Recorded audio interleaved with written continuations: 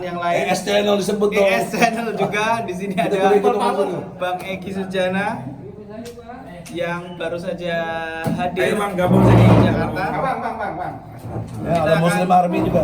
Ada Muslim Army juga. Sini, nanti Dan geser-geser. nyalain dulu, Bang. Kita akan pada kesempatan pagi hari ini kita akan berbincang-bincang atau membahas soal banding Gus Nur yang sudah disampaikan oleh kuasa hukum Gus Nur 2 bulan yang lalu. Beredar kabar kemarin kita mendapatkan screenshot yang Putusan screenshot putusan soal hasil bandingnya. Nah, untuk itu kita sudah bersama dengan Bang Ahmad Khozinuddin dan juga Ketua PH Gus Nur Bang Egi Sujana yang sudah hadir di tengah-tengah kita untuk membahas itu. Nah, kita ingin pertama-tama menanyakan isi putusan dari banding Gus Nur. Silakan mungkin Bang Aka atau Ya. Jadi gini ya, Bismillahirrahmanirrahim. Assalamualaikum warahmatullahi wabarakatuh. Waalaikumsalam.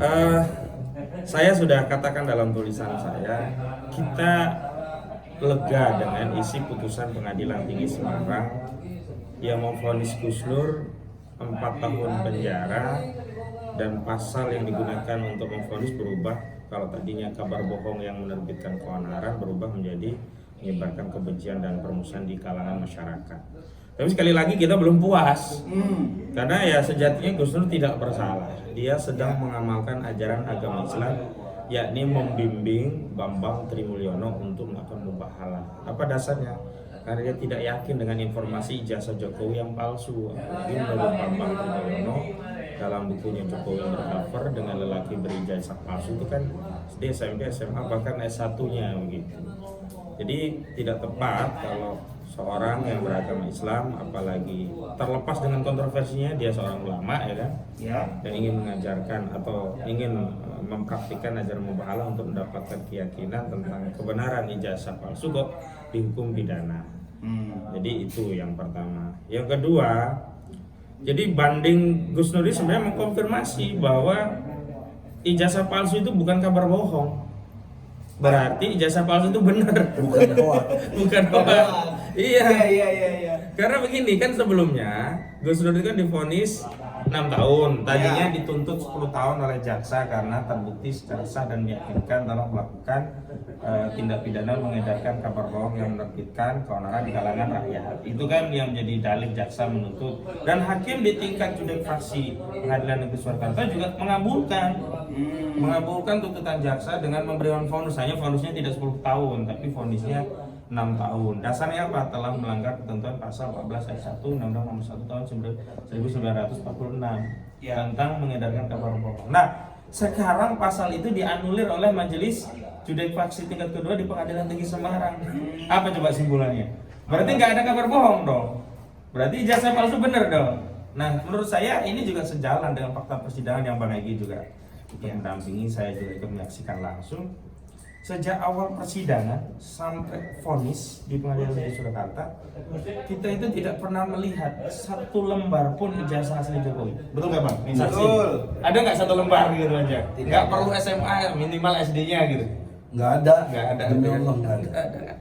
Jadi putusan dari Pengadilan Tinggi Surakarta itu sebenarnya sejalan dengan fakta persidangan bahwa ijazah asli Jokowi tidak ada. Karena sederhana saja, kalau ijazah palsu itu dianggap kebohongan, maka jaksa punya kewajiban, ya jaksa wakil negara selaku penuntut umum, ya dibebani pembuktian untuk membuktikan kebohongan ijazah palsu. Oke. Maka mekanisme paling praktis dan logis, bahkan awam pun ya bisa mencerna, ya untuk membuktikan ijazah palsu itu kebohongan, ya harus dihadirkan ijazah aslinya. Betul. Lah kalau ijazah aslinya tidak ada, bagaimana kita bisa katakan ijazah palsu itu kebohongan gitu? Betul.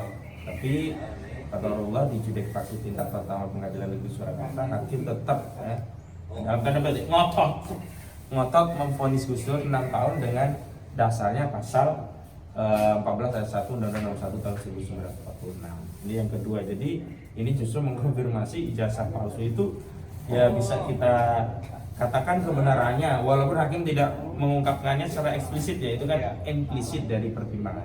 Oke. Dan yang ketiga, ini kan memang ada desain kriminalisasi kepada Gus Dur itu luar biasa. Ini kan sejak awal penyidikan kasus ini kan kasus pitsus ya. Kalau di dalam hukum itu kan ada pidana khusus, ada pidana umum. Nah, kalau pitsus nanti nomor register perkaranya itu dikasih kode pitsus.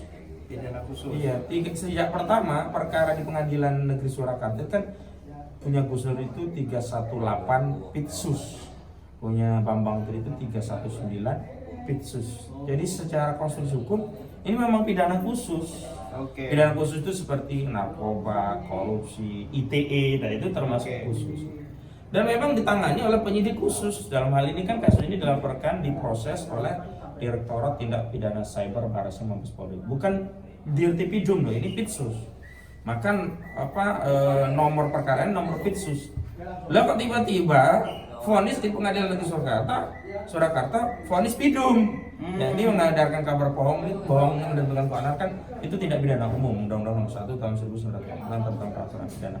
Maka wajar ya, karena hakim pengadilan tinggi itu masih mengadili faktanya, makanya disebut dengan judek faksi. Nanti kalau di Mahkamah Agung itu disebut dengan judek juris. Hakim melihat ini faktanya bukan pidana khusus, bukan pidana umum. Ini pidana khusus, makanya kemudian di tingkat Pengadilan Tinggi Semarang berubah dari pidana umum pasal 14 ayat 1 Undang-Undang Nomor 1 Tahun 1946 diganti pidana ITE. Jadi kan Gus Dur di pidana di tingkat banding Pengadilan Tinggi Semarang itu kan divonis 4 tahun karena dianggap telah melanggar ketentuan pasal 45A ayat 2 contoh pasal 28 ayat 2 Undang-Undang itu pidum apa pitsus? Pitsus. Jadi kenapa tadi yang putusannya jadi pidum?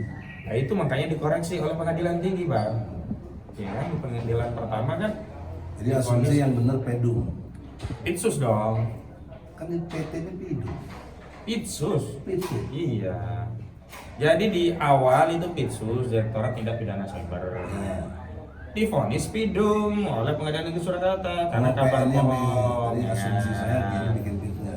Nah, baru balik lagi di Pengadilan Tinggi. Jadi pitsus. Pitsus lagi berarti kan benar dong judek faksinya dikoreksi. Iya. Terlepas kita tetap tidak sependapat karena ya problemnya adalah ini kan masih bagaimana bareng mungkin di Jakarta. bagaimana mungkin ya orang yang sedang mengamalkan praktik mubahalah dianggap menyebarkan kebencian, dianggap menyebarkan permusuhan. Nah saya masuk akal kalau ujaran Gus Dur itu menimbulkan kebencian dan permusuhan masuk akal. Tapi kepada siapa yang merasa dibenci atau dimusuhi? Ya mungkin bisa saja Jokowi merasa dimusuhi. Dia kemudian membenci Gus Dur, membenci Bambang Tri. Kenapa? Karena aibnya dibongkar gitu. Nah kalau seperti ini ya kita jangan salahkan yang membongkar aib, tapi salahkan orang yang melakukan kejahatan, salahkan orang yang punya ijazah palsu, salahkan orang yang tidak mengeluarkan ijazah aslinya gitu loh. Jadi ini yang kita problem kita akan kasasi itu. Ini apa nih Majelis Hakim Judek Faksi tingkat Pengadilan Tinggi Semarang kok bisa-bisanya orang sedang mengajarkan mubahalah, mempraktikkan mubahalah untuk mencari keyakinan kebenaran kok dianggap menyebarkan kebencian dan permusuhan. Permusuhan seperti apa gitu loh. Ya, kebencian seperti apa? Lo justru ini kan bagian dari tanggung jawab moral sebagai warga negara yang tentu kita tercela dong kalau membiarkan punya pemimpin presiden yang ijazahnya palsu. Tercela atau mulia itu? Tercela dong. Tercela kan. Nah, kalau tercela kena pasal 7A. Nah, itu yang kemudian dikoreksi oleh si Gus Dur. Nah, dari koreksi ini bagaimana mungkin kok seorang yang sedang menggunakan menggunakan hak konstitusionalnya untuk mengingatkan negara kok justru dianggap menebarkan kebencian dan permusuhan. Nah, satu lagi yang kelima. Nah, ini yang paling penting saya kaitkan dengan impeachment. Justru ini kita kembalikan kepada rakyat. Jadi Gus Dur dan Bambang itu sebenarnya sudah berani ya istilahnya jadi martir, akhirnya masuk penjara untuk mengungkap sebuah muskilah atau persoalan bangsa yang begitu besar. Dan sekarang apa yang dilakukan Gus Dur yang sebelum dianggap kebohongan ternyata bukan kebohongan, sudah dianulir oleh Pengadilan Tinggi Semarang. Sudah confirm lewat pengadilan. Ya, berarti tinggal masyarakat yang kita kembalikan, apakah kita masyarakat ini ridho. Kalau saya tidak ridho, makanya saya sejalan dengan apa yang disampaikan Denny Indrayana dari beberapa statement saya dan juga tulisan saya mendorong DPR untuk melakukan proses yang disebut dengan impeachment, walaupun tidak langsung ya. Kalau langsung manggil ya dengan hak interpelasi kan nggak bagus. Makanya saya setuju sependapat beberapa ahli tata hukum negara, hukum tata negara seperti Bang Refli Harun, termasuk Denny Indrayana, diawali dengan proses pengguliran hak angket lah. Lakukan penyelidikan terhadap hak kasus ini. Terlepas nanti hasilnya itu berujung kepada HMP atau tidak, HMP itu hak menyatakan pendapat ya. Berujung pemakzulan atau tidak, rakyat bisa mengerti bahwa DPR udah bekerja. Tapi kalau ya kasus ini yang sudah cetha welo-welo kalau bahasa orang Jawa, sudah cetha welo-welo, ijazah palsu itu bukan kebohongan, tapi DPR tidak melakukan proses penyelidikan, kan penyelidikannya gampang, panggil si Jokowi, kemudian mana ijazah aslimu Jok, begitu loh. Ini ada putusan pengadilan Jok, begitu loh. Ente punya nggak Jok ini? Nah kalau ada selesai, case close. Tapi kalau tidak ada, ya ente harus legowo Jok. Dua opsinya Jok. Ente kalau tidak mau mundur kita makjulin, tapi kalau ente berbesar hati Jok, ente mundur. Ente seperti Soeharto, berarti punya sikap negarawan. Ya seorang yang bisa menginsyafi kesalahan, dan kita juga menganggap kasus ini case close. Karena udah selesai kan, kita segera membangun narasi baru berbangsa untuk masa depan kita. Karena masalah kita banyak, bukan hanya ijazah palsu terus. Capek juga kita tiap hari gitu. Nah, ya itu yang kemudian kita bisa membangun masa depan bangsa kita seperti apa gitu. Nah, yang terakhir dari saya, nanti Bang Egy sama Bang Muslim bisa menambahkan. Nah, kalau ada ya, masyarakat yang menuntut pemakzulan, menginginkan DPR melakukan kewenangan yang menggunakan hak angket yang bisa saja berujung hak interpelasi, atau bisa saja ya presiden tahu diri dan kemudian mengundurkan diri gitu. Itu jangan dianggap sebagai makar, memecah belah, apalagi nanti diproses dengan kabar bohong lagi. Ujungnya kena kebencian dan permusuhan lagi. Jangan. Ini adalah bagian dari rasa prihatin, kesadaran kebangsaan rakyat yang menginginkan negara ini tetap lestari, tetap berlanjut. Dan kalau negara ini rusak, nggak ada yang ngingetin, nggak ada yang amar ma'ruf nahi mungkar kalau dalam falsafah beragama kita, agama Islam ya. Terus mau jadi apa bangsa ini? Nah, yang terakhir saya mengingatkan kepada aparat negara khususnya TNI Polri. Saya harap TNI Polri bisa netral, karena urusan konstitusional ini adalah urusan antara rakyat dengan pemimpinnya. Jadi tidak ada hubungannya dengan TNI Polri. TNI Polri harus berdiri netral, karena apapun perubahan bangsa ini, TNI Polri tetap menjadi alat negara. Tidak akan pernah berubah menjadi alat kekuasaan, tetap alat negara. Yang alat negara itu tetap punya tugas fungsi melayani rakyat. Jadi kalau ada suara-suara people power, suara pemakzulan, nanti kita mau ada acara nih Bang ya, di Pak Mudrik, acara people power itu. Jadi jangan dianggap ini satu tindak pidana makar. Ini adalah aspirasi saja. Toh kalau nanti masyarakat tidak setuju, selesai ini, nggak ada suara lagi. Tapi kalau sependapat dan akhirnya ada perubahan, nggak ada masalah juga. Mungkin kita ini ingin menyelamatkan eksistensi negara, bukan eksistensi penguasa. Kalau penguasa nggak bisa datang dan pergi, yang penting negara tetap terus lestari gitu. Dan justru kalau TNI Polri ini tidak netral, berbahaya. Berbahaya apa? Rakyat akan mencatat siapa ini pejabat-pejabat TNI yang tidak netral, siapa pejabat-pejabat kepolisian tidak netral. Begitu kekuasaan bergulir, ya ditandai mereka.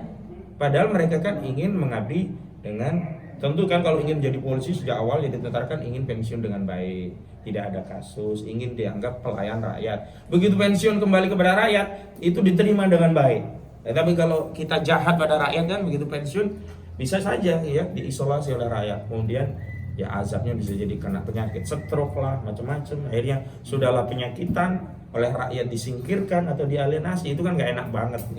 Nah itu sebagai alat yang menjadi penegak hukum dan pelindung pengayom masyarakat, termasuk alat benteng pertahanan dan keamanan negara, saya harapkan TNI Polri netral dalam isu pemakzulan ini.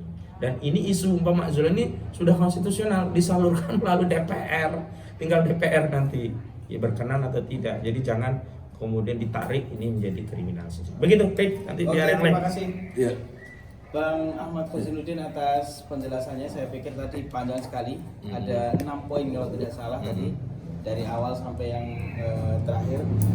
Terus berikutnya ini sudah ada Bang Egy Sujana. Saya ingin minta tanggapannya terhadap hasil daripada putusan pengadilan tinggi yang sudah dijelaskan oleh Bang Ahmad Khozinuddin tadi, bahwa putusannya ternyata justru soal berita bohong, khususnya soal ijazah palsu ini dikonfirmasi oleh pengadilan tinggi bahwa ternyata itu tidak dipakai ya Bang ya. Berarti ini kalau kita lihat artinya ijazahnya Pak Presiden Jokowi justru malah terindikasi kuat palsu. Nah ini saya minta penjelasannya, kira-kira apa yang mau dilakukan Bang Egy dan rekomendasi Bang Egy Sujana untuk rakyat Indonesia melihat situasi dan kondisi masyarakat yang sekarang. Terima kasih.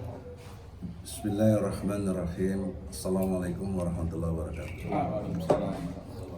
Pagi ini tanggal 11 ya, Ya. Juni di Kota Solo. Nah, insya Allah ada pertemuan para aktivis. Insya Allah. Saudara-saudara, konstruk berpikirnya, bila sudah ada putusan hakim, maka klausul diduga kuat itu hilang. Sudah pasti, itu namanya kepastian hukum. Kemudian kita lihat nanti manfaat hukumnya apa dan juga keadilannya di mana begitu.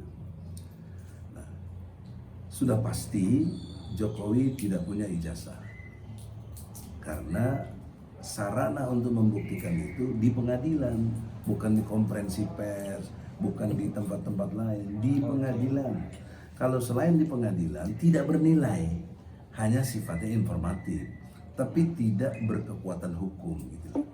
Nah, oleh karena itu dipastikan secara ilmu hukum dengan adanya putusan PN, apalagi sekarang ada putusan PT, Ya. itu diduga palsunya nggak ada, sudah exactly palsu. Itu poin pertama. Yang kedua, saya ingin menerangkan juga banyak orang salah paham, kenapa dulu waktu perdata dicabut gugatannya. Ini masih terus, masih ada rasa nggak suka, makan nuduh-nuduh kita dapat sesuatu dan lain sebagainya. Saya dengan Pak Ahmad dan kawan-kawan pada waktu dalam konteks perdata itu klausulnya adalah kita yang menuduh, kita harus membuktikan. Itu logika hukumnya. Nah, karena kita menyadari keterbatasan dari Bambang Tri dan Gus Dur ketika ditangkap, maka kita cabut. Nah, sehingga itu kasus sudah nggak ada kasus, 0-0 namanya. Nggak ada yang kalah, nggak ada yang menang. Ya sudah aja, kembali lagi biasa. Dan kita malah dimungkinkan bisa gugat lagi bila kita mau, atau ada orang lain yang mau, silakan. Tapi poin pentingnya adalah nggak ada lagi ranah perdata. Nah, maka dengan ditangkapnya Bambang Tri dan Gus Nur itu peristiwa pidana. Oleh karenanya yang harus bahkan berkewajiban untuk membuktikannya adalah jaksa dan polisi. Rangkaiannya begitu. Apa yang harus dibuktikan? Yaitu ijazah aslinya Jokowi mana gitu. Nah, ketika di sidang sampai saya minta jaksa menghadap ke hakim, bersama kami juga dengan hakim, saya tanya di depan jaksa dan depan hakim, mana ijazah asli Jokowi? Jaksa dengan tulus bicara dengan apa adanya, nggak ada bang katanya. Loh kok bisa nggak ada? Ya kami dapatnya gini dari polisi. Loh kalau begini dapatnya kan jangan P21 dong, musuhnya P19, balik lagi ke polisi. Bahwa tidak lengkap, karena menurut pasal 143 KUHP, dakwaan itu harus lengkap, harus cermat, harus jelas. Ini pasal 143 KUHP. Nah, ayat ke bawahnya lagi, ABC-nya itu batal demi hukum harus dinyatakan oleh hakim bila tidak memenuhi unsur 3 ini. Tapi hakim PN ini, hakimnya siapa sih namanya? Hadi. Iya. Itu ketuanya itu menurut saya kopeh gitu loh, nggak mau tahu. Ya, pokoknya jalan terus. kopoh itu kepala batu. Ya, atau kepala batu lah, atau batunya kepala. Itu sangat tidak mau, karena kita meminta penangguhan penahanan. Konstruknya adalah Gus Dur tidak bersalah atau belum bersalah, belum ada, itu harus pakai ajas praduga tak bersalah. Kenapa harus ditahan? Nggak dikabulkan sampai akhir putusan.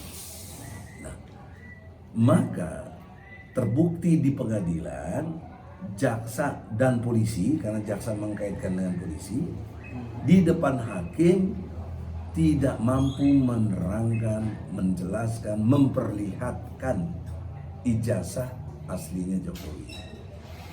Yang menarik, jaksa berani menunjukkan fotokopi ijazahnya Jokowi yang dilegalisir. Saya mikir lagi secara spontan, kalau ada legalisir berarti aslinya ada dong. Mana mungkin asli bisa keluar ijazah tadi legalisirnya tanpa yang asli. Nggak mungkin, itu logika hukum mana yang membenarkan itu. Itu saya protes juga di hakim. Ya nanti kita lihat, ya itu kewajiban jaksa, kewajiban, begitu saja jawaban hakim. Tidak ada dia eksekutorial sebagai pemutus. Hakim di sini punya dua fungsionalnya, menilai jalannya sidang dan memutus. Itu namanya judgment. Makanya disebut dia judge. Judge itu dia tuh hakim gitu loh. Yaitu menilai dan memutus. Tapi dia menilainya sesat, ya, dan memutusnya jadi sesat. Terbukti dikoreksi kan. Nah, apa bukti sesatnya? Dikoreksi di PT. Oke. Nah, yang tadi diterangkan oleh Pak Ahmad itu Iya, sudah sangat cermat sekali. Saya cuma menambahkan, apa poin pentingnya yang perlu ditambahkan? Pernyataan PT yang tidak mengindahkan pasal 14, pasal 15 UU Undang-Undang Nomor 1 Tahun 46 itu mengkonfirmasi tidak adanya hoak, tidak adanya keonaran yang diciptakan oleh Gus Nur dan Bambang Tri. Dan Bambang Tri dan Gus Nur, sesungguhnya Gus Nur terutama, dia hanya menjalankan kewajibannya sebagai seorang muslim, bahkan berkategori dia ulama. Ali Imran, surat Ali Imran ayat 61 tentang mubahalah. Jadi peristiwa mubahalah ini peristiwa suci. Kenapa? Karena ada di kitab suci. Nah, saya kecewa dan saya sangat protes keras. Kitab suci yang kita anggap mulia dan kita agungkan sebagai yang beriman diletakkan di bawah konstitusi. Mestinya kan ayat suci di bawah di atas konstitusi. Ini negara kita ini negara musyrik nih. Apa berani ngelawan Allah? Kembali lagi ke ini. Ya, tambahannya lagi yang penting lagi dari konsekuensi hukumnya dari turunan ini, maka seharusnya di PT itu Gus Nur sudah harusnya dibebas. Iya. Karena udah perbedaan situasi yang sangat jelas sebagai pokok dasar. Karena yang dituduhkan juga penistaan agama nggak ada di dalam tuntutan. Nggak ada, udah hilang. Padahal dia datengin MUI segala macam orang ahli agama. Jadi apa waktu dia mendatangkan saksi? Itu konsekuensi hukum. Harusnya di PT bebas. Tapi sudahlah, itu kita harus syukuri, kata Pak Ahmad. Ada dapat 2 tahun kita dikurangi. Kita berharap kasasi. Ya, nanti kita buat lagi memori kasasi yang sangat exactly dan menohok bahwa nggak ada pilihan lain, harusnya hukum ini membebaskan 2 orang ini. Ya, itu pesan moral yang utama dari kita. Dan yang terakhir, SD, SMP, SMA ijazahnya kan nggak ada. Kok bisa masuk universitas tuh bagaimana otak kita lagi memikirkan? Kita belum persoalkan yang ijazah UGM-nya, enggak, kita enggak. Orang jangan salah paham, ya. Jadi kita sampai SD, SMP, SMA. Waktu itu saya tanya sama brother, kenapa kita gini kan kurang? Nggak apa-apa bang, tahap ini dulu. Karena kalau logikanya ini nggak ada, gimana mau yang universitas? Dan yang universitas sudah lebih jelas lagi, fotonya bukan foto diri dia. Ya, Heru Lelono, Pak Hari Mulyono. Hari Mulyono, adik iparnya yang sekarang istrinya Wijayati. Hidayati jadi istrinya Usman dari Anwar Usman. Ketua MK. Jadilah adik ipar Jagi. Nah ini pertanyaan seriusnya. Kenapa bisa berlangsung begini? Saya curiga dengan Mensesnek. Saya curiga. Curiga boleh dong. Ya. Dia rektor di UGM dan 2 kali dia sekarang jadi menteri dalam 2 periode. Tetap seknek. Pegang rahasia negara yang luar biasa. Diduga, kalau ini diduga karena belum pengadilan.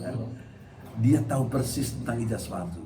Jadi saya minta nanti ARM dan lain-lain kan gerakan juga datang ke Menseknek menanyakan di samping ke KPU. Iya.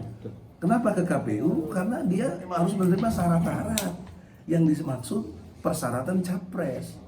Salah satunya ijazah minimal SMA. Nah, jadi konfigurasi hukum ini terus berlanjut. Ya, nanti juga kalau ada yang mau gugat lagi perdatanya silakan. Ya. Tapi ending ada waktu sampai pemilu tanggal 14 Februari ini 2004. Mudah-mudahan sudah terbuka dengan jelas. Karena tanggal 10 Agustus informatifnya buruh, mahasiswa, masyarakat akan turun dudukin DPR, insya Allah kejadian ya itu akan terbuka semua yang kita maksud ini. Semoga Allah ridho. Assalamualaikum warahmatullahi Ya, wabarakatuh. baik, terima kasih Bang Egy Sujana atas penjelasannya. Ini karena waktu kita cukup mepet mungkin